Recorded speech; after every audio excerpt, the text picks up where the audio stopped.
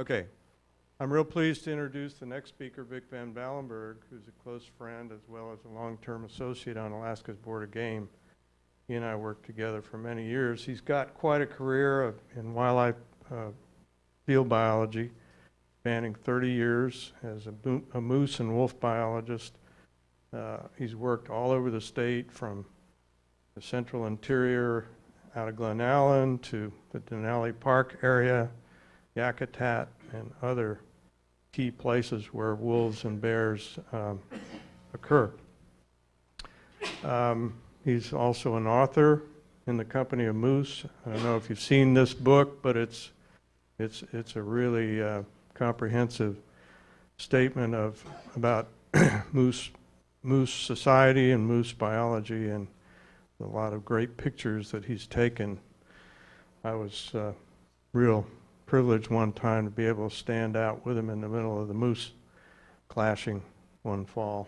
A lot of pictures on that and description of that in the book. I think the main thing, though, about Vic is that he's a very courageous professional biologist. I say that because courage to me means the ability to speak out when you know the truth, when you know the facts, and not hide behind your desk or worry about your job being axed or any other kind of flack from your own professional community. And he's stuck with that principle all the years that I've known him, and that makes, in my opinion, having been here for 40 years now, that makes him a rare commodity in this state. So, Vic.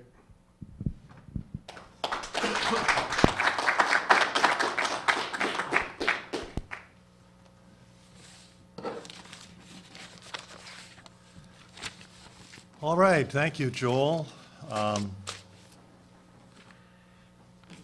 Whenever you write a book or magazine article or give a talk, the first thing you have to do is figure out a good title. You know, it's got to be something that'll catch people's attention. And so when I first thought about writing a moose book, I went through about a dozen different titles and bounced them off different people, and finally settled on In the Company of Moose. And that was years before my book was actually published. But in 1995, a guy by the name of Peter Steinhardt wrote a book called The Company of Wolves. Stole my title. And then for this talk, I decided on the metaphorical wolf.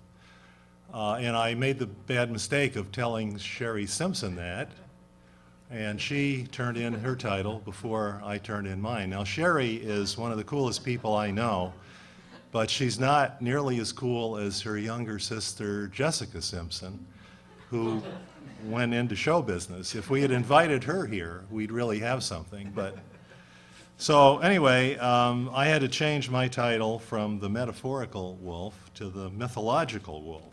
I like those M words, you know, metaphorical, mythological, metaphysical.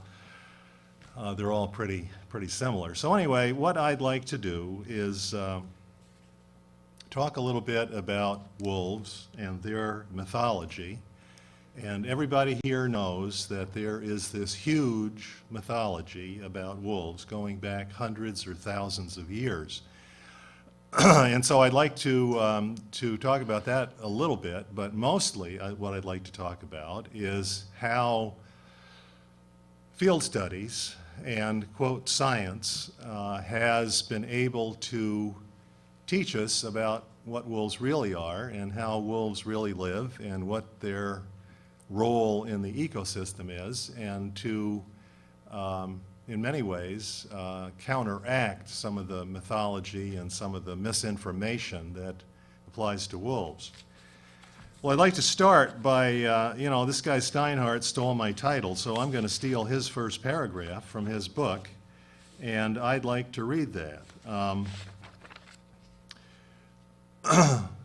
No two species have a more tangled, more intimate, and more shadowy set of relationships than humans and wolves. In ancient times, we seem to have admired and perhaps even worshiped them. For centuries after that, we persecuted them, put out poison, shot them on sight, told stories about them that frightened children and grown-ups alike, and all but exterminated them in the lower 48 states. Today, we argue over wolves. There are bitter disputes over government programs to shoot wolves in order to increase the number of moose and caribou for the sake of sport hunters. Some individuals ill-advisedly keep wolves or wolf-dog hybrids, thinking that they are helping to conserve the wolf. Dozens of books have been written about wolves and dozens of television programs filmed about them. Even so, they still dwell in the realm of myth, for rarely does any human catch more than a furtive glimpse of a wolf in the wild, even in Canada or Alaska, where wolves are relatively abundant. In the absence of real encounters, there is invention, and we bring those inventions to our rare encounters with real consequences for wolves and humans alike. Well, there's a lot in that first paragraph, and I like it a lot, and of course he does mention that wolves, despite everything, still largely dwell in the realm of myth, and the reason for that is people seldom encounter wolves. How many people in this room have ever seen a wild wolf? Okay. Like I was saying, few people. Okay, I think this is, Romeo has been highly observed here. Were it not for Romeo and maybe some of the others, I don't think too many people would have raised their hands. Anyway, in 1978, a writer who's actually quite a well-known and well-respected writer, whose name is Barry Lopez, wrote a book called Of Wolves and Men, and he extensively researched this whole topic of the mythology of wolves. And even though that's a 1978 book and was written many years ago, it still is kind of the standard reference on that topic. And I'd like to read one of his paragraphs. We create wolves. The methodology of science creates a wolf just as surely as does the metaphysical vision of a Native American or the enmity of a cattle baron of the 19th century.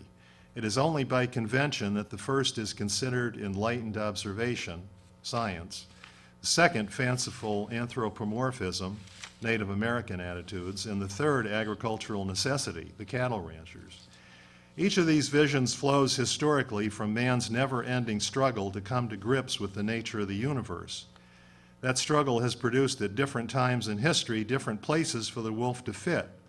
And at the same moment in history, different ideas of the wolf's place in the universe have existed side by side, even in the same culture. So in the wolf, we have not so much an animal that we've always known as one that we have consistently imagined.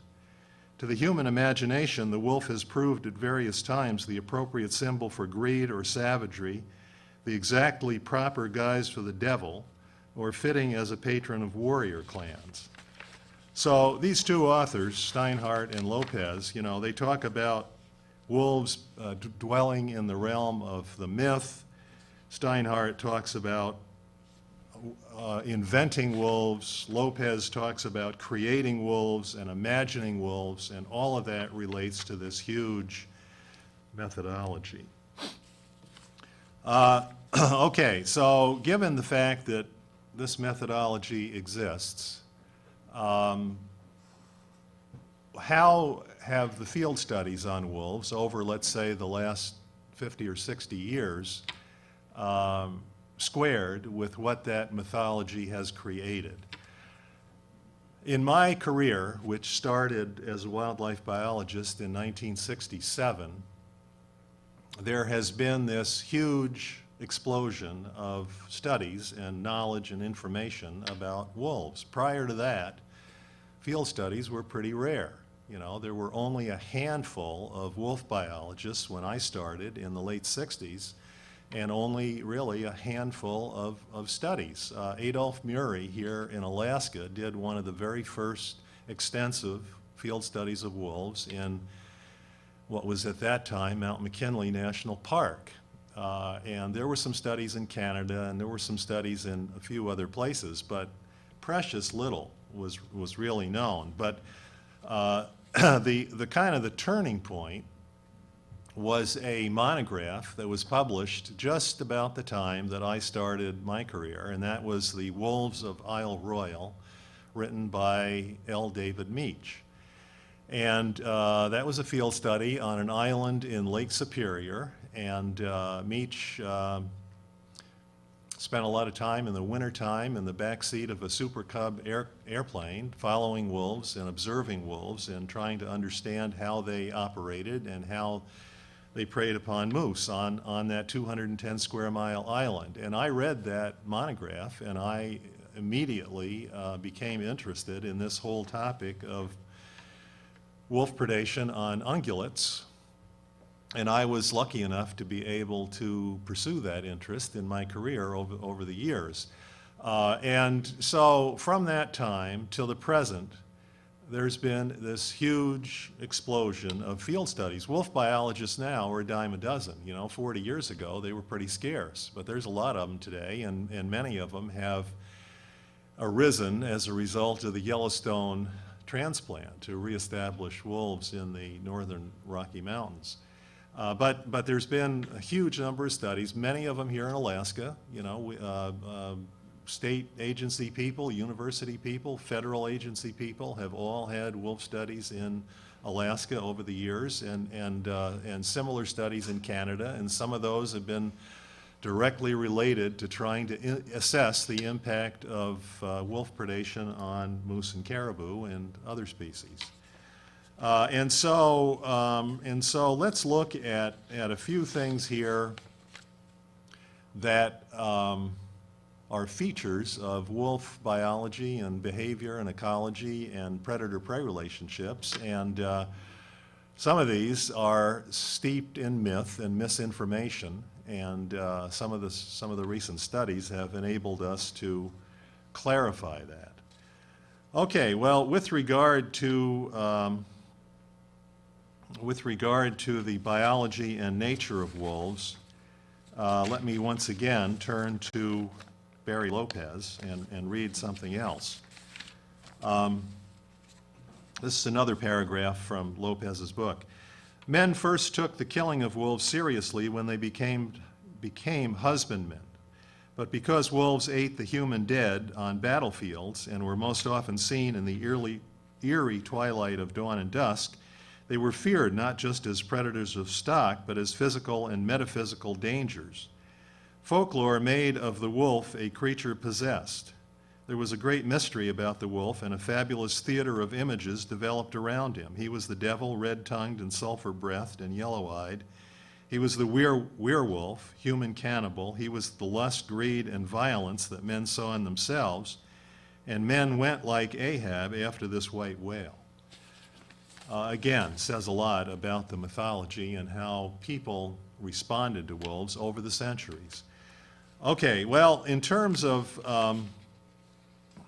a general category, the biology and nature of wolves, let's talk about the size and weight. Sherry Simpson this morning showed that allegedly world's record grizzly bear that supposedly weighed 1,600 pounds and stood 12 feet tall. And that same phenomenon of regarding wolves as great, big, huge creatures certainly applies to wolves. And there's this mythology about how big they are. Well, the heaviest wolf ever supposedly, key phrase, key word, weighed was 175 pounds, and that was a wolf taken in 1939 in the area north of Tok. I seriously doubt if that's a valid record, and the reason why I doubt it is because there's been a lot of wolves captured in Alaska as a result of the research studies that have been done here, captured and tagged and radio collared. And I don't think any of them have been heavier than 140 pounds. I once saw a dead 136-pound wolf that was killed in the wolf control program south of Fairbanks in the late 70s, and it was huge. And I thought to myself, could a wolf ever weigh 40 pounds more than that wolf? I don't think so.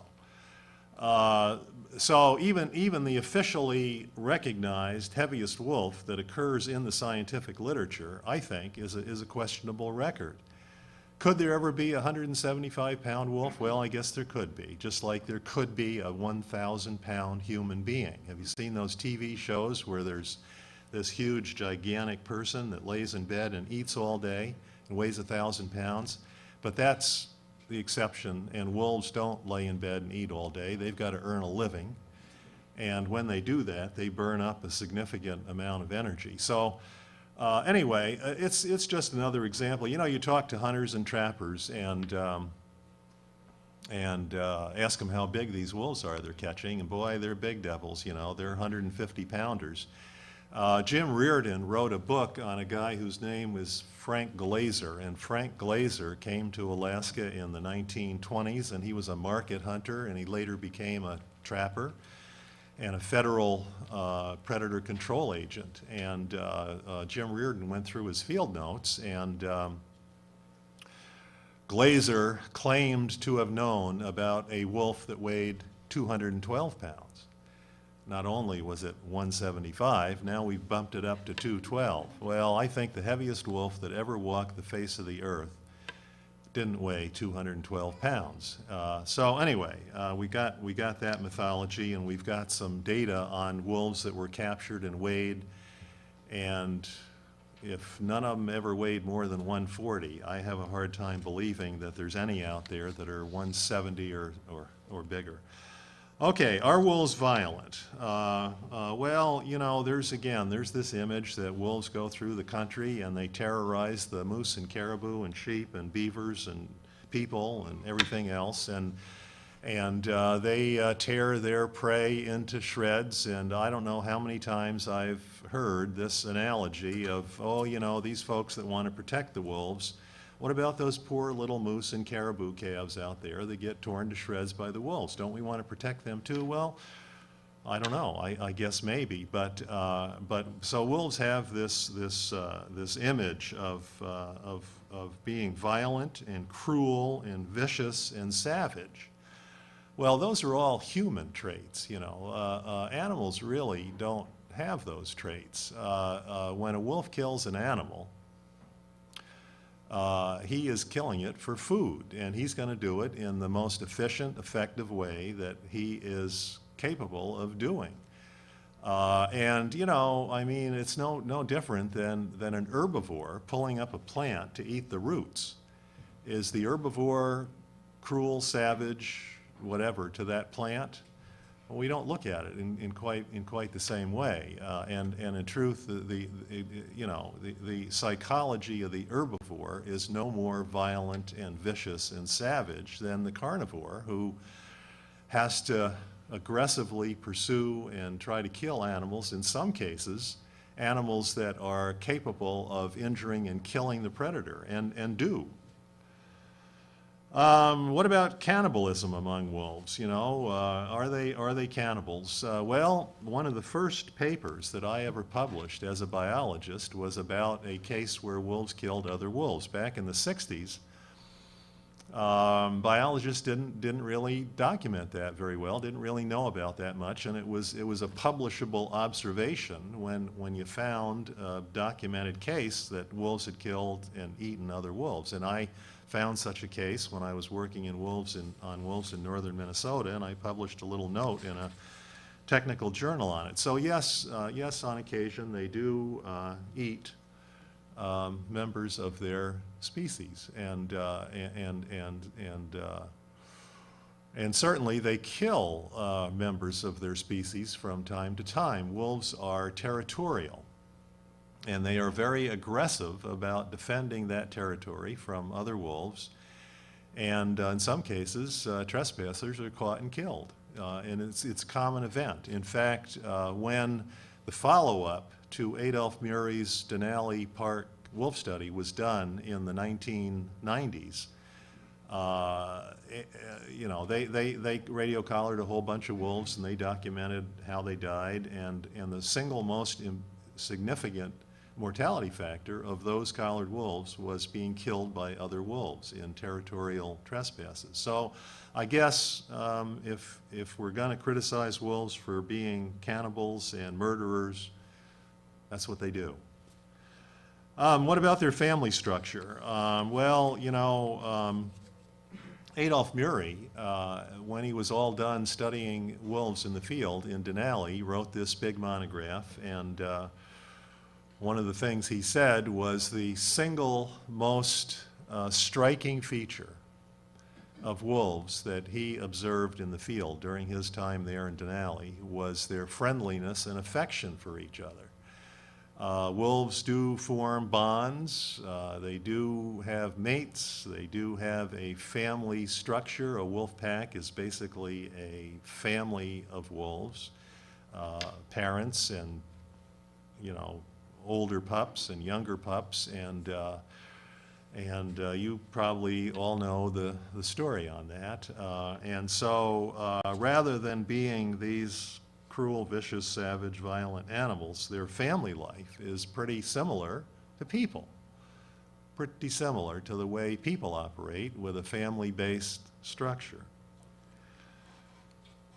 Okay, what about killing of prey?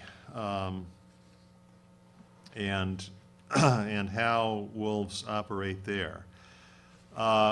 Going back to the Isle Royale study that Dave Meach published in the mid-1960s, there was a follow-up. Well, that study, by the way, has gone on. Dave Meach started that study in 1959, and that study has continued on every year since. It's the longest running study of wolves in North America and probably the world, and it's going on as we speak.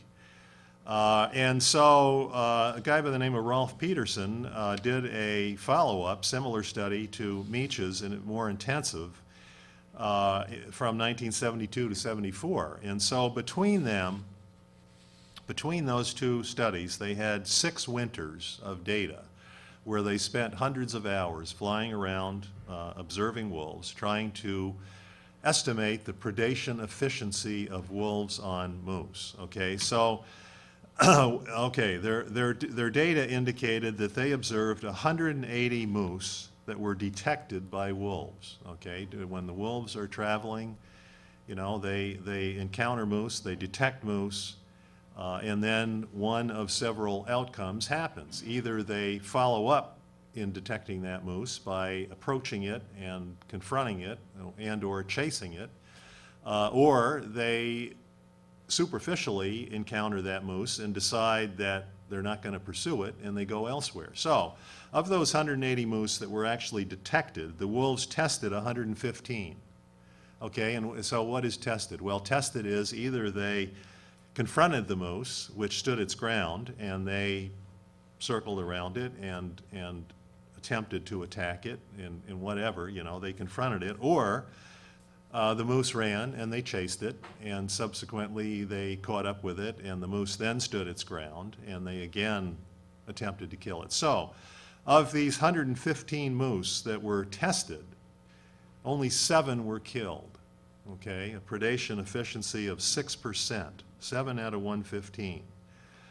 And 7 out of 180, which is the number that they detected, is only 4%. And so, what about these tales that I've heard for 40 years about how wolves, you know, travel through the country killing moose at will? I read an article in a hunting magazine a couple of years ago where this pilot in Alaska flew down this valley and encountered 20 different moose kills in this one stretch of valley, most of which had been, quote, left by the wolves. And so, you know, you hear these stories about how wolves can kill at will pretty much any animal that they want to, and you kind of pursue this with the people that claim that a little bit, and they say, well, you know, there's a lot of times when the wolves really aren't hungry, and they really aren't that serious about trying to kill these prey animals. And yeah, some of them escape, but by and large, when they get hungry enough, they're going to be able to kill at will. Well, the Isle Royale data, which still, even though these data are old, still represent one of the best data sets ever collected on the predation efficiency of wolves on moose, and it's pretty low. And so the other thing that some folks claim is that again, they can kill pretty much any moose or caribou or sheep that they want. Every single field study that's been done on predator-prey relationships of wolves and ungulates has indicated that, and it doesn't matter whether it's white-tailed deer, which are on the small end of prey size, to moose and muskoxen, and bison, which are on the big end of the prey size. Every single study has indicated that there is a pattern to the kind of animals that wolves kill. And what they kill primarily are the young animals, the old animals, and the animals that biologists call otherwise infirm, animals that are malnourished, animals that have very heavy parasite loads, animals that have gotten into accidents and broken a leg, accidents, various kinds, and other things that make those prey animals vulnerable to wolves.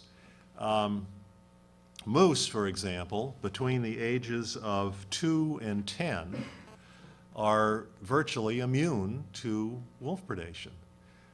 They just don't show up. If you go out and you collect 500 jawbones of wolf-killed moose, and you age those jawbones, you're going to find very few of those moose are aged 2 to 10. Why is that? Well, it's similar to people, similar to all mammals, really. People between the ages of, let's say, 10 and 30 don't die very often unless they commit suicide or they die in accidents. You know, they're pretty robust. And so we have this hundreds of thousands of years of evolution between wolves and all of their prey species and the prey species. And if wolves could have evolved the habit of killing pretty much any animal they wanted, they'd have driven their prey populations to extinction long before now. And so prey have evolved to be able to survive despite predation, and predators have evolved to be pretty efficient at predation, but yet the overall trend is that both species persist. Okay, what about what biologists call surplus killing? Surplus killing is when a wolf pack finds prey in a vulnerable situation and kills more than they can consume in a reasonable amount of time. And it's been documented.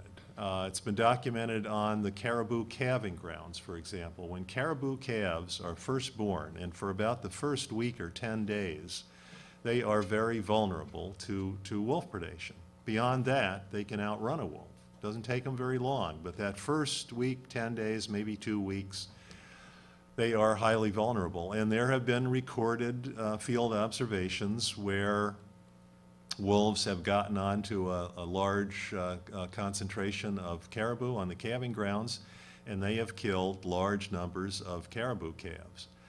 But now, and you know, there's other situations where deep snow, for example, has made prey animals vulnerable, and wolves have killed large numbers of prey at any one sitting. Now, how common are those incidents? Well, they're pretty rare. You know, they're pretty rare. And for the most part, wolves have a hard time killing prey animals, especially the ones that can fight back. And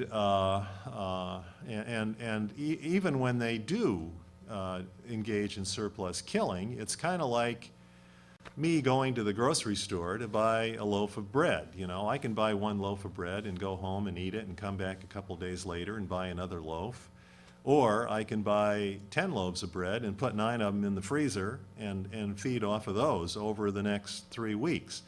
Well, wolves, typically, when they engage in surplus killing, are coming back to those carcasses. Not always, but most of the time, they come back to those carcasses. So what difference does it make if they kill 15 caribou calves in one day or kill one a day for 15 days? I've got a story I always like to tell about an incident of surplus killing that occurred with Dahl's sheep in the Wrangell Mountains. And this goes back a number of years, probably 10. A local pilot in the Glen Allen area found a case where a bunch of sheep had come down off the cliffs and traveled through this valley where the snow was fairly deep, and they were heading across that valley to the other side to get into another set of cliffs. Well, a wolf pack caught them down in that valley and killed 19 sheep. And there were a few big rams in there and some ewes and smaller rams and whatever. I heard that the local management biologist was going to show up at a sheep hunters meeting in Anchorage and show slides and talk about this event. And so I went.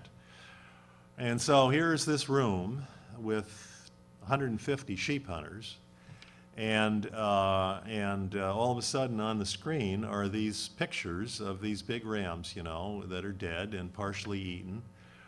And every sheep hunter in that room, of course, is thinking, that could have been my sheep, you know, and not only was it one sheep, it was 19 of them in this one area. Well, the biologist just basically showed the slides and described what had happened when he showed up there, and never once mentioned the fact that what would typically happen, almost invariably happen, is, and this was in the wintertime, by the way, is that that wolf pack would have come back to those 19 sheep maybe for the course of the next 3 months and fed on them. It wasn't a case where they weren't about to come back there. So you got to put this stuff in perspective. One observation that I had in my moose work in Denali National Park is one fall, one of my radio-collared bull moose was killed by the wolves. And 1 year later, I happened to be back there, and there was a little bit of snow on the ground, 3 or 4 inches of snow. And the wolves had been back to that year-old kill and dug up some of those bones and gnawed on the ends. You know, so wolves, you know, there's this mythology that they kill animals at will. They can kill pretty much any animal they want. Oftentimes they kill in excess. They leave the kills and don't come back. Generally, that's not been shown to be the case. Wolves generally have a hard time making kills, hard time making a living, and they come back repeatedly to those kills. Okay, what about the impact of wolf predation on prey populations? When I first started my career, and I read Dave Meach's monograph on the Isle Royal work, I also read a lot of papers that a guy whose name was Paul Errington wrote. And at that time, late 1960s, Paul Errington was the man when it came to wildlife predation studies. He had been one of Aldo Leopold's first graduate students at the University of Wisconsin. And he had gone on to a distinguished career as a faculty member at Iowa State University, and he was one of the best field biologists that this country has ever produced. And he spent countless hours studying predation on muskrats. Okay, this guy was an authority on predation on muskrats. And he was recognized. If you were a wildlife graduate student at that time, you knew who Paul Arrington was. He died in 1963, by the way. But anyway, he had published extensively, and so anyway, what he found was that here you've got these poor little muskrats, okay, and everything in the world is stacked against these muskrats. They're an aquatic rodent, and they live in marshes and lakes and streams, and so if there's a drought, their habitat shrinks severely and impacts their populations. They're capable of eating out their own food supply. They eat a lot of cattails and things, and they can severely reduce their food supply and starve to death when their populations reach high levels. There are several diseases that are capable of reducing them to low densities. So you got those factors. Then in addition to that, you got a whole suite of predators, everything from great horned owls to mink to foxes to all kinds of hawks, clear on down to farm dogs that kill muskrats.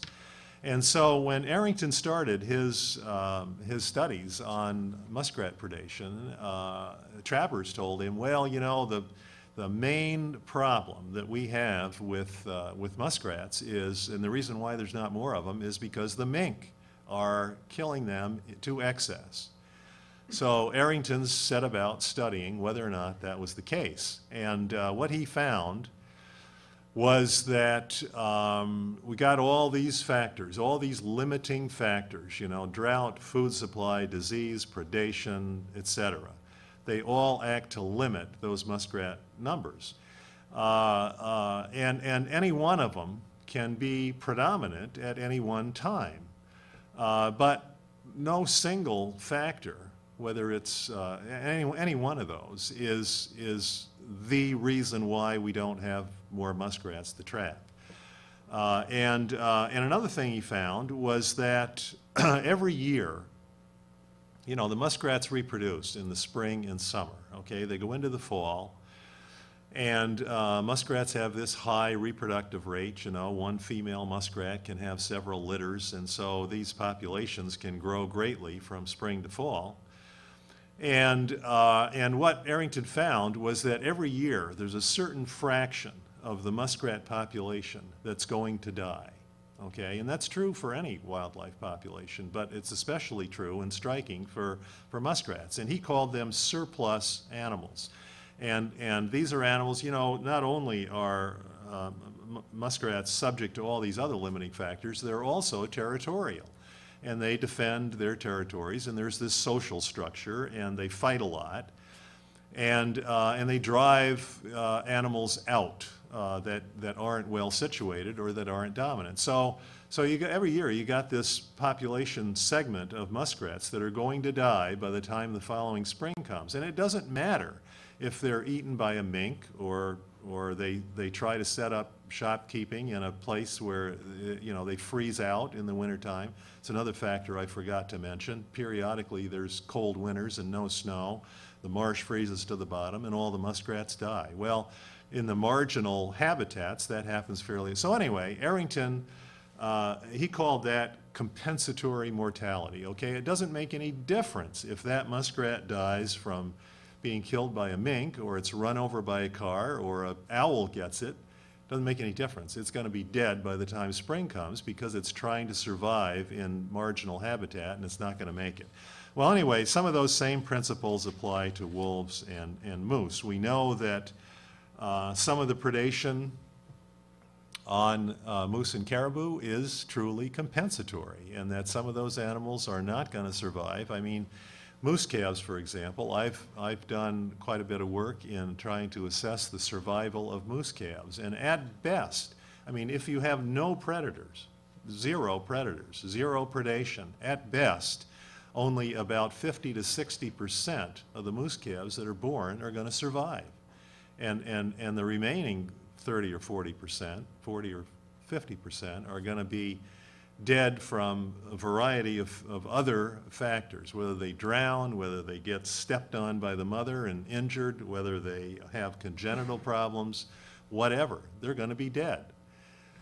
And so some of this stuff that you hear about how, you know, wolf predation is overwhelmingly heavy and always limiting. That's the one thing. I'm always reminded. I went to a fish and game advisory committee meeting once in Palmer, okay, and I gave a little presentation there about wolves and moose and predation, and when I was done, president of the Alaska Outdoor Council stands up and says, yeah, well, that's all well and good, but we know that wolves kill moose, and if we reduce wolves, we'll have more moose. Well, it's not that simple. Not that simple at all.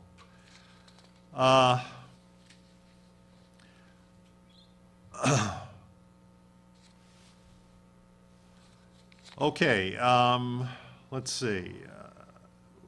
Finally, I want to wrap this up, really. There's some other stuff we could talk about here, but I want to keep it reasonable. I always like to, in terms of whether or not, you know, this is another myth, I guess, or I don't know if it's a myth or misinformation or misleading or what, but you know, there's always this argument about whether or not science is guiding our predator control programs. And you know, there's these two different sides, pro-control and anti-control, and this argument goes back and forth. And when I was down here last November and I talked on this subject, and I really don't want to repeat it, but I do like to always tell the story of McGrath. And that story is this. In the mid-1990s, now McGrath is a small community of 400 people out on the Kuskokwim River, okay? And there's another couple of very small villages surrounding. And so they're out there in the wild area, and moose hunting to them is an important subsistence activity. And in the mid-1990s, they came to the game board and said, you know, boy, the moose population is down, the wolves are up, we're not able to kill as many moose as we need for subsistence, and we want a wolf control program. Well, the board authorized it based on virtually no data, okay? The Department of Fish and Game had very, very sketchy data. Certainly not enough to demonstrate that wolf predation was reducing moose numbers. Okay, well, that program never got implemented. So they came back to the board in '99, same deal. The board reauthorized the program, but it wasn't implemented. And so then there was a legislative hearing right here in Juneau on the matter. It was kind of reminiscent of a Tea Party meeting relative to wolf predation. And it got, you know, it got a lot of play. There was a wolf summit in McGrath. By invitation only, and needless to say, I didn't get an invitation. But so anyway, this became a political hot potato. So Governor Knowles appointed a committee to follow some recommendations that the National Research Council had made regarding how we should do this predator control stuff in a scientific manner. So this committee met, and they went to the Department of Fish and Game and said, okay, how many moose are needed in this area for subsistence? And the department came back and said 150 at most. Okay, that'll satisfy the subsistence needs. Okay, so then the question was, well, how many moose does it take to sustain that kind of a harvest? And so the answer was 3,500 at most.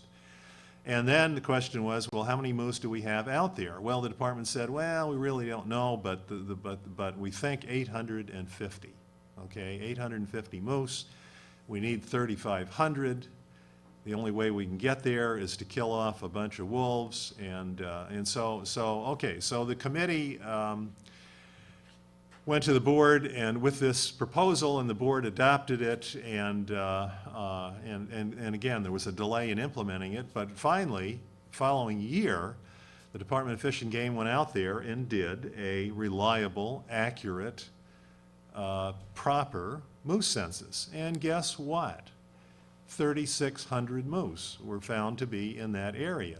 Well, what about 850? How did they initially well, that was based on a census of moose that had poor conditions, that missed a lot of animals that were out there on the ground. And so all of a sudden, we went from a crisis, only 850 moose when we need 3,500, to having 3,600, which is more than enough to satisfy subsistence demand. And so you would have thought that with that, the issue would have dropped off the table. Well, Frank Murkowski got elected the next year, and he appointed 5 new members to the game board, and they came in with a strong predator control agenda, and they said, aha, what we really need to do is have some wolf control at McGrath. Well, let's see, we got a little problem here. The intensive management population goal, earthquake? The intensive management population goal is 3,500. Well, no problem. We'll just boost that up to 7,500 because we got a lot of people in Anchorage and Fairbanks and the Matsu Valley that would like to go to McGrath and shoot moose, and it's not enough to satisfy local subsistence demand. We got to satisfy everybody's demand. And so they used that as the rationale to launch this control program. Well, a couple things. First of all, illustrates the fact that initially the standard for approving that wolf control program was inadequate, the standard. And that standard should have been, before we're going to approve a wolf control program, we're going to darn sure have an accurate moose census. We're going to have some good information on how many wolves there are. We're going to be sure that it's not really a bear predation problem. And we're going to be sure that we've got enough habitat there to support more moose if we're able to increase more moose. The other thing that's always struck me is, what if they hadn't done that census and they had launched the planes and shot the wolves, and they came back 4 years later and they did the census and they got the same result that they got earlier, 3,600 moose. Forevermore, this would have been cited as an example of how well wolf control works, right? We went from 850 moose to 3,600 moose. Beautiful. Well, in fact, we went from 3,600 moose to 3,600 moose, and there were 3,600 moose there all along. Okay, well, finally, real quickly, what about wolf attacks on humans? A timely topic, since we just had allegedly the first fatal wolf attack on a human being ever, at least in the last 100 years, in the state of Alaska. How rare is it? Well, needless to say, it's extraordinarily rare. We could step outside the building here, any one of us right now, and get killed by a meteor. And that's about how rare it is for somebody in North America to get attacked by a wolf and killed. Now, there have been other attacks in Alaska, several in recent years, and they virtually all, not virtually, they have all been wolves that were food conditioned. They were fed, or they obtained food at dumps or close by, and they had lost their fear of people. They equated people with food, and that is a highly dangerous situation, and a wolf attack from a food-conditioned wolf is very predictable. Now, in this case, at Chignik Lake, I don't know, and we may never know if those wolves were fed or if they got food at the local dump. That information has not been released and apparently never will be. There was kind of a rush to judgment in that case that these were fully wild wolves and they killed this woman. Perhaps so, perhaps not. Okay, finally, what about the myth that wolves have cleaned out their prey? The moose and caribou have been reduced to very low levels, and that wolves are now going to turn to humans as prey. Well, in thinking about that, it occurred to me that I had witnessed something that shed some light on that. When I first started working in here in Alaska in the mid-'70s, in the Nelchina Basin, that caribou herd had declined from 80,000 to 8,000 in the course of about 10 years, from the mid-60s to the mid-70s. 80,000 caribou in the mid-60s, 8,000 in the early to mid-70s. The moose population there had declined by 50%. The moose population just north of there, on the Tanana Flats, south of Fairbanks, had declined from 23,000 to 2,800, a huge decline. The Western Arctic caribou herd had declined from 300,000 or 400,000 to 75,000. Now, since then, all of those herds and populations have increased. You know, the Western Arctic caribou herd, for example, went from 75,000 to 500,000. A huge. So anyway, let's look at the question: were people any more likely to be attacked by wolves when these prey populations hugely declined than they were previously, when those populations were very abundant, or subsequently when they recovered? And the answer is no. There was no evidence that those huge declines in prey precipitated any more attacks on people than when prey were abundant. Okay, I think I will stop there, and if you have any questions, maybe we can answer them. Yes, sir. Were the declines in all those ungulate herds related, or were they? Sure. Were the declines of all those ungulate herds related, or were they each independent cases, or were there common threads and limiting factors? Pretty much ungulate populations in Alaska increased during the 1960s, 50s and 60s, and underwent declines in the late 1960s and 70s. And that occurred over a wide area of the state, all the way from the Kenai Peninsula to the interior. And there were some weather elements related there. In the case of the Nelchina caribou herd, which I was working on at the time, there were 3 consecutive winters in the mid-60s when that caribou herd was at a peak, when the springs were late and the snow was deep and the caribou never reached the calving grounds. You know, they had gone to the wintering areas far removed from the calving grounds. In the spring, they tried to come back. Snow was too deep, the springs were too late, they didn't make it. They had their calves away from the calving grounds, and mortality was extraordinarily high, and those 3 cohorts were virtually absent in the population and that had a profound impact. Some of these populations, it was a combination of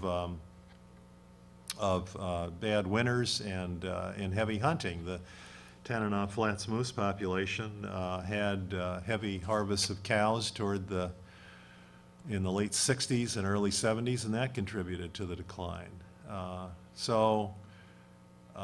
You know, and wildlife biologists oftentimes act with hindsight. You know, they try to explain events that have already occurred, and that makes it difficult. And that was the case for most of these big declines. But we did have some pretty good information, at least on things like the Nelchina caribou herd.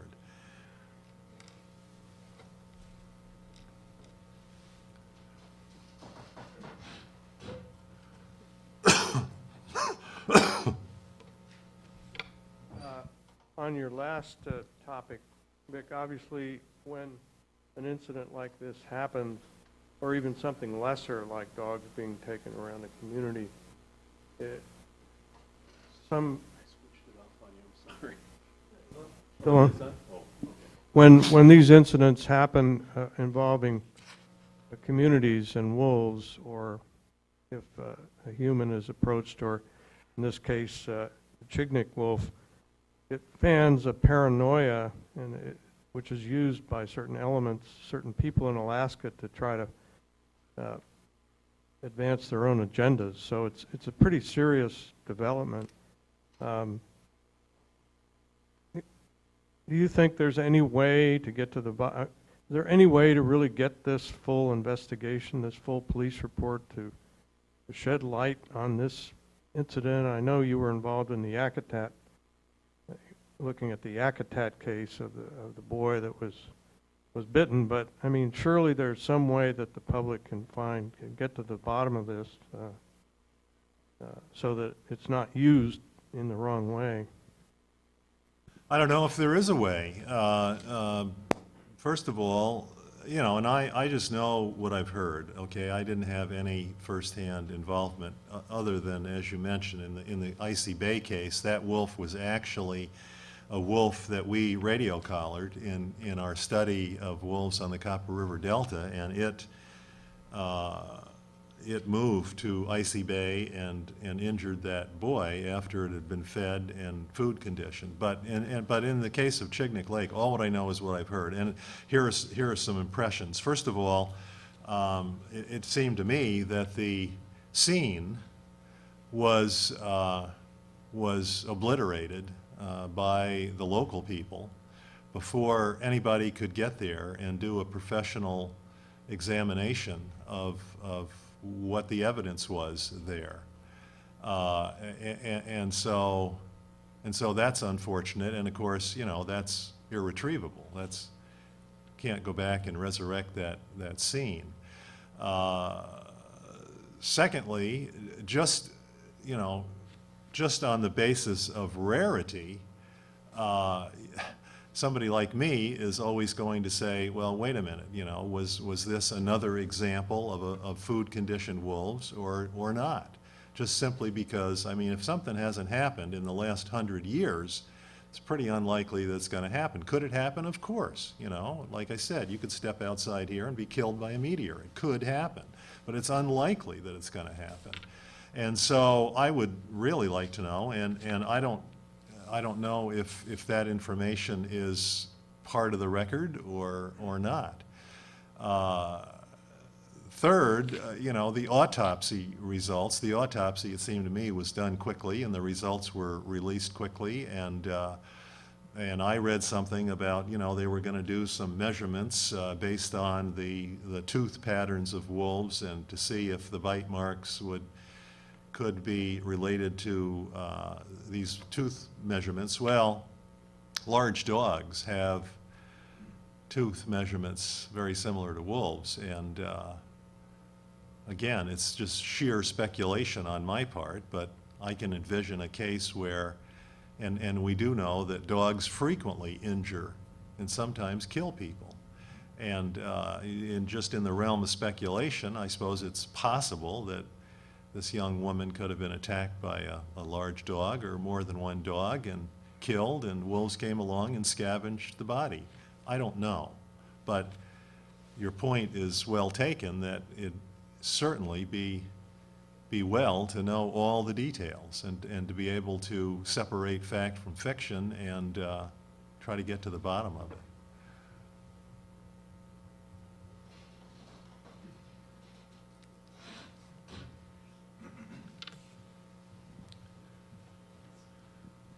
So this may be beyond the scope of what you're talking about here. I'm kind of interested in predator control in general, and whether it's a sort of ideological issue. It sounds like there are people that have various agendas, or whether their science is sort of determined that predator control is either good or bad. And maybe a better way of asking this question is to say, are there situations that you can imagine where predator control actually makes sense? And as an example, I'm thinking perhaps of waterfowl productivity, where there are non-native predators like skunks and raccoons that are having really significant impact on it. You know, I'm just curious what your thoughts would be on that. Well, it's a big, complex topic, and when Joel Bennett and I were on the game board years ago, there used to be a policy that the game board followed with regard to adopting predator control programs. And by the way, this goes back a long ways. When I first came here in 1974,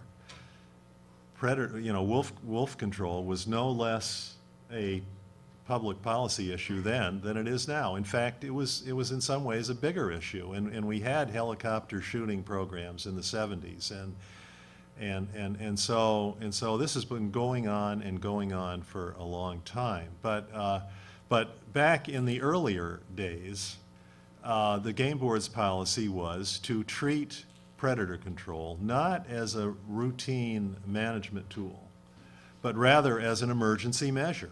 You know, when you had a prey population that was severely depressed, and when it was unlikely to recover unless you went in and reduced predators, and when that prey population had importance for subsistence and non-subsistence hunters, the game board may, at that point, wish to approve a control program. Well, that all changed in 1994 when the intensive management law passed the legislature.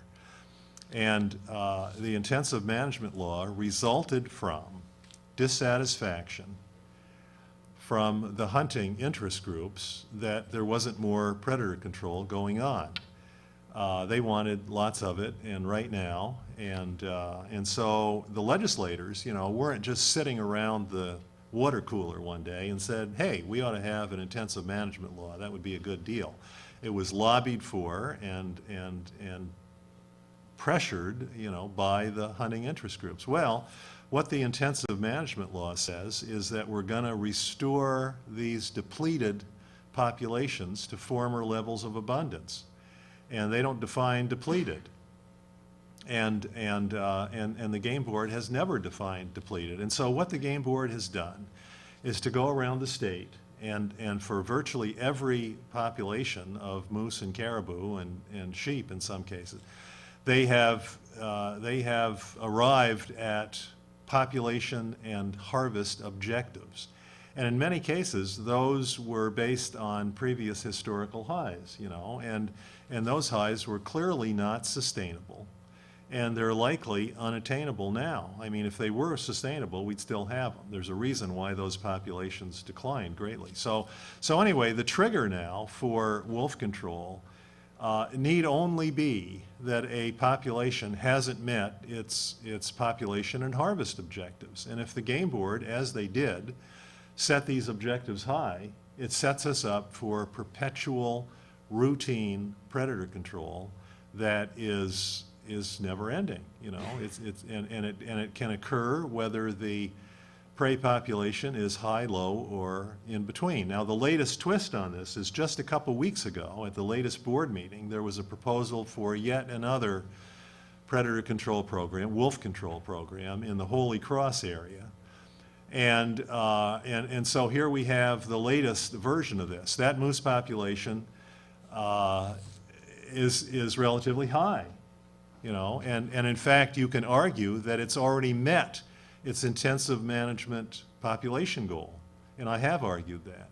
But so it's relatively high. But the rationale in the proposal was, well, you know, that population, the wolf numbers there appear to be increasing, that moose population might decline, so let's be proactive.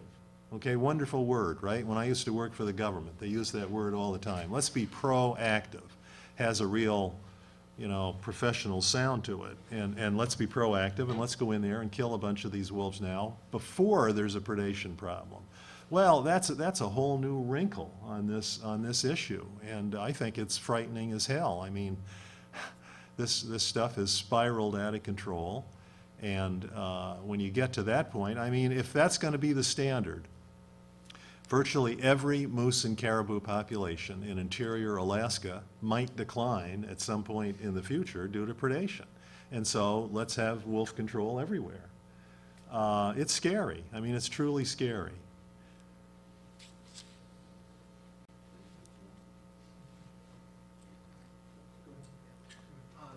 You were talking about wolves being territorial animals, and I was wondering, do we know anything about how wolves respond to human encroachment? Do we actually have data about is there any behavioral response to human encroachment on their territory? Well, if killing large numbers of them represents encroachment, well, the answer is yes. I got a lot of stories, you know, and here's another story that I tell. When I was doing my wolf work in the Glen Allen area, I had a pack of 20 wolves in which there were 3 radio collars. And so for a couple of years, we flew and radio tracked them and learned about where their territory boundaries were and what they did and a whole bunch of stuff. And one winter day, land and shoot hunting at that time was legal. And what that is you get in the airplane and you go out and you find wolf tracks or wolves and you land the plane and you step out and you shoot the wolves. Sometimes. Sometimes you shoot directly from the air, which is illegal, but you're probably not going to get caught. So anyway, one day in late winter, a local land and shoot wolf hunter found that wolf pack and killed 18 of those 20 wolves. One of the survivors was one of the collared ones, and so I followed them subsequently, and what happened was the territory that pack had shrunk down greatly to only about half of what it was previously, and the surrounding packs each appropriated a portion of that other original territory. And now, of course, I mean, these wolf control programs, you know, the target is to reduce these wolf populations by up to 80%. You know, so for every 5 wolves, we're going to take 4 of them. And so what's that do to territories? Well, some packs are going to be eliminated. Some packs are going to be severely reduced. Territories are going to change. And this long-term relative stability of territories in relation to each other is going to change drastically.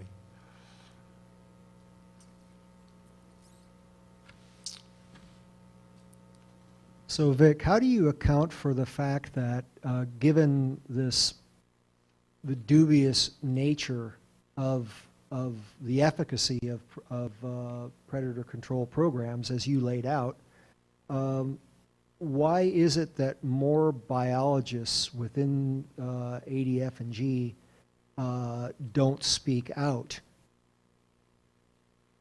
Well, I have been telling a lot of people lately, I told you so. And I don't do that with any joy or arrogance, but it's true. When the intensive management law passed, and before it passed, when I first became aware of it, I knew it was going to be big trouble. And it's taken quite a while for that big trouble to materialize. But now we're there. We've got big trouble. And so some of my colleagues over the years who I tried to talk to this issue about, some of them didn't buy it. You know, they thought I was overstating the case. Some of them, frankly, thought that I had gone off the deep end and went over to the other side and was now in bed with the animal rights people. You know, and so they didn't have enough foresight to see where all this was heading down the road. And now that it's gotten to be big trouble, I think some of them still support large-scale predator control, despite everything. But I think there's increasing numbers now that are starting to see that there's some real serious problems here. And these serious problems run the full gamut. I was up at the board meeting in Fairbanks here a couple years ago, and a guy stands up, and he was on the borough assembly of the Denali Borough, and the first predator control program that really boosted moose numbers to high levels was in that area south of Fairbanks, what's called the Tanana Flats area. And the moose population went from 2,800 to 17 or 18,000 from the time they shot wolves out of helicopters in the late 70s to the mid-90s. And so all of a sudden we got all these moose, and so the game board starts issuing, you know, they started approving cow moose hunts and even calf moose hunts. And everybody that didn't have a place to hunt heard that, hey, there's a ton of moose on the Tanana Flats. And so all of a sudden, here's all of these problems with overcrowding of hunters and, you know, the ATV trails getting overused. Well, anyway, this guy from the Denali Borough stands up and says, hey, we've got major problems out here with people trespassing on private land and ruining these ATV trails and shooting moose in people's backyards. And so that's the other angle here, that biologists, you know, they should have known that. They should have known that having too many moose, not only biologically, but sociologically, is a problem. And of course, you know, the biological end of that is what happens when you get these high moose densities. Well, they tend to overbrowse their habitat. They tend to starve at high levels during the severe winters. They tend to have fewer calves. They tend to have, you know, all these density-dependent responses. So, I really do think that there are some biologists now who are starting to say, hey, wait a minute, you know, we never thought that this thing was going to get as bad as it's got. And maybe, you know, and of course the obvious answer to your question is, you know, they don't say anything because they don't want to lose their job. And that's always a risk. Is it their job to say something? Well, you know, I've often thought this, you know, people criticize me for speaking out on this stuff, you know, biologists criticized me over the years, and I often thought, you know, Alex talked about Aldo Leopold. You know, I'll tell you a secret. Aldo Leopold was the father of wildlife management in this country. He established the first wildlife management program at a university in Wisconsin, and he wrote a textbook, as Alex mentioned, on game management, and he did substantial biological work. The guy was a good biologist. But we would never be talking about Aldo Leopold today if he hadn't spoken out on some of these more fundamental issues. You know, if all what he had done was stay in his office and crunch the numbers from his field studies, you know, so thank goodness that he did do what he did, and thank goodness that biologists sometimes go beyond, you know, where they might.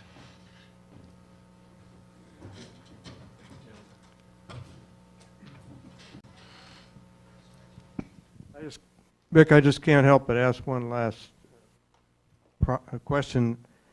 Isn't it true that a lot of the root of this problem happens because if you follow the money, the Department of Fish and Game is largely supported through the excise taxes and firearms taxes and not through general fund money. And so their constituency really largely is the hunting community, which then has highly paid lobby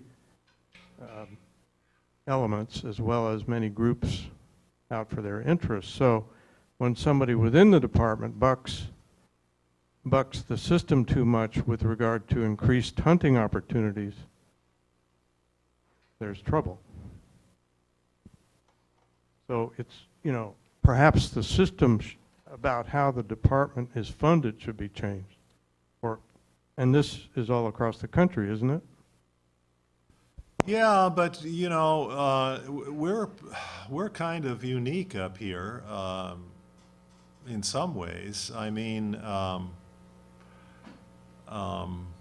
the intensive management law is unique to Alaska. I don't know of another state or Canadian province that has anything similar, and that's the legal basis for this large-scale predator controls. And many of the other states, I mean, you know, this predation thing is widespread, and somebody mentioned, you know, waterfowl, and there's been a lot of research done and a lot of management programs done in trying to reduce skunks and coons and other things that eat duck eggs. But other states, I've lived in 4 different states, and I still have ties to each one of those other 3, and I have a lot of friends and colleagues in other states, and other states have been able to buck this pressure from hunters to have large-scale predator control better than we have. The hunting interests here have achieved a lot of political power, and clearly, when we have governors like Murkowski, Palin, and Parnell, these kind of programs are going to go forth. So I think it's a combination of things. But you're right. There is a powerful money interest there, and I mean, those of us who have been fighting this battle,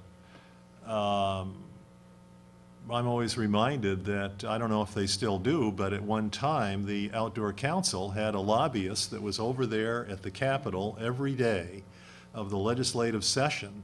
And if a legislator wanted information on a wildlife bill that was coming up or an issue, the AOC lobbyist was right there, and that's where they got their information from. Now, did our organization have a lobbyist? No, we never did. And so you got to compete with those kind of stacked odds, and it makes it really tough.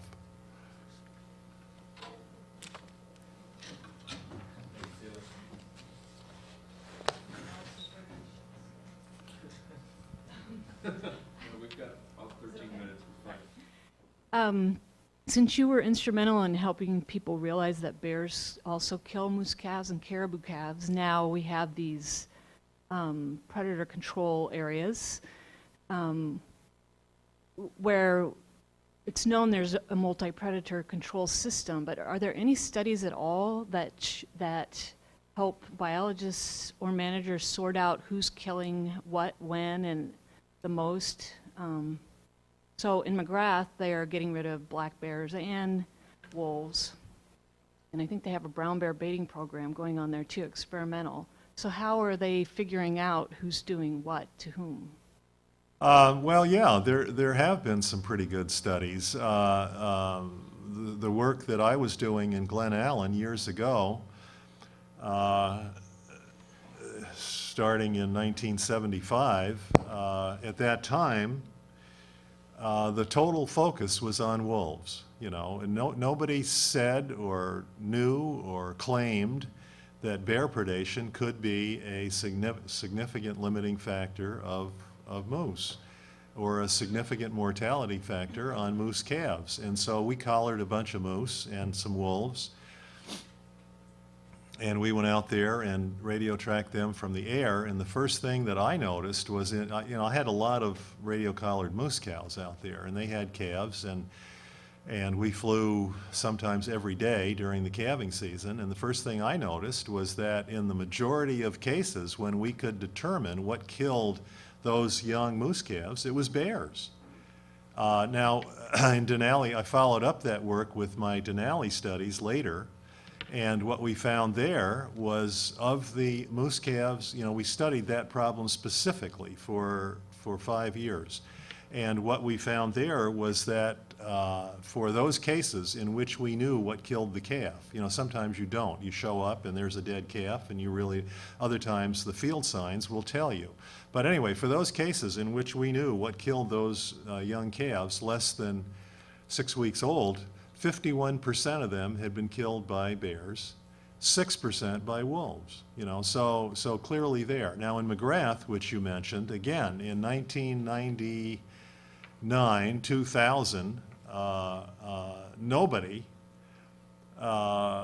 it was all focused on wolves. The locals, it's wolves, we got all these wolves. One of the local pilots up there, flew and came and testified about how many wolves there were. And so I was invited to talk to that planning team, and first thing I said to him was, well, you don't have any data on bear predation on these moose calves, and you really ought to have that before you adopt a wolf reduction program. And the director of the Wildlife Conservation Division looked at me and said, yeah, well, you're a researcher, and you always want to gather all this additional data. And we know that wolves are the primary mortality factor, and no reason to invest all this money in a predation study to prove that wolves are doing it. We already know that. Well, guess what?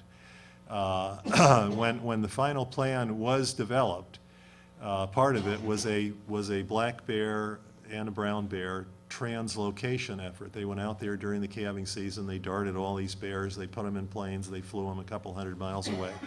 And guess what? Calf survival doubled. They hadn't done anything to the wolves at that point.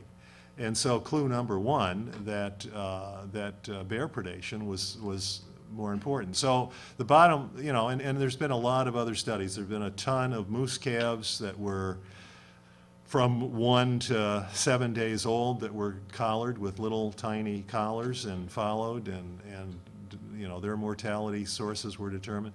A lot of those kind of studies. So here's the bottom line. This is what I tell people. In all those cases where we have had in Alaska severe predation problems on moose and caribou, bears have been at least as important as wolves in reducing that prey population, and in some cases far more important.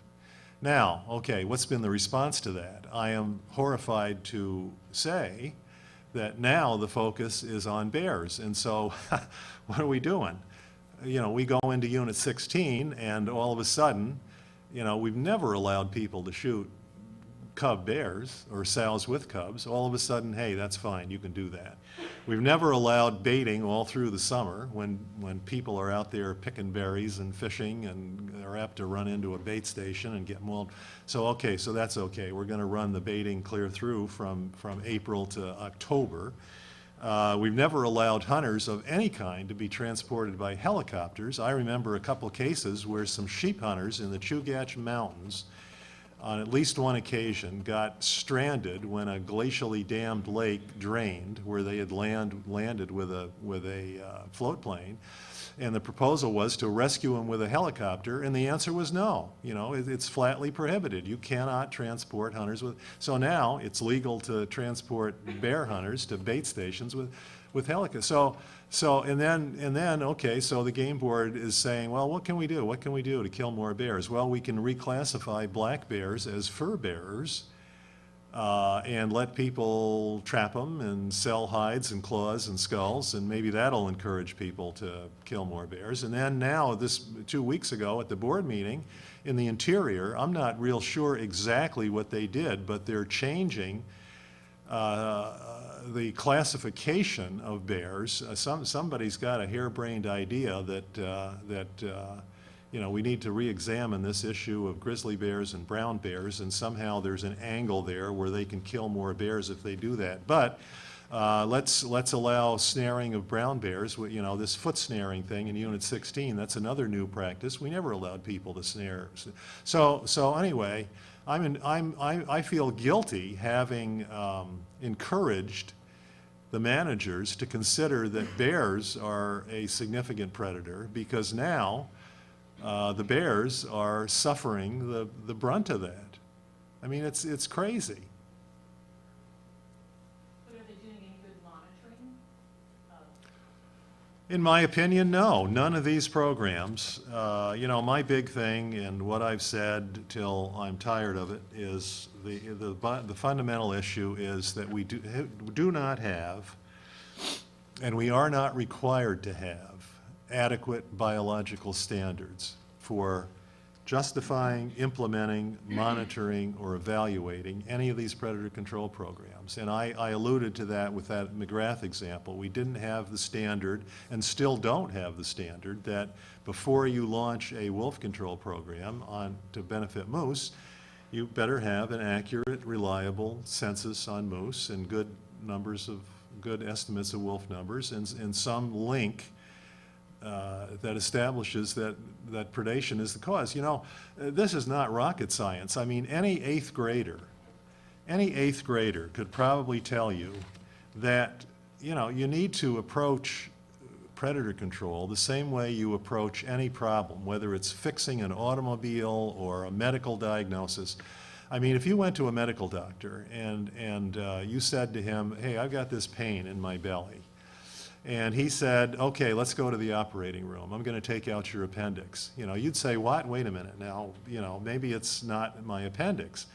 Aren't you going to do some diagnostic tests, you know, to establish what the cause of the problem is? And so you wouldn't go to a doctor like that in a million years, nor would I, but yet that's kind of how these predator control programs proceeded. They did not have the adequate standards in place to diagnose the problem and establish that it was a predation problem rather than a severe winter problem or a bad habitat problem or an overhunting problem or any of those other limiting factors. Just didn't have it. And the same applies to monitoring. I mean, let me give you just one example. Okay, so they say, okay, we're going to take 80% of the wolves and we're going to leave 20%. Okay, sounds good, right? We're going to leave some. We're not going to take them all. Well, you know, how are you going to monitor that?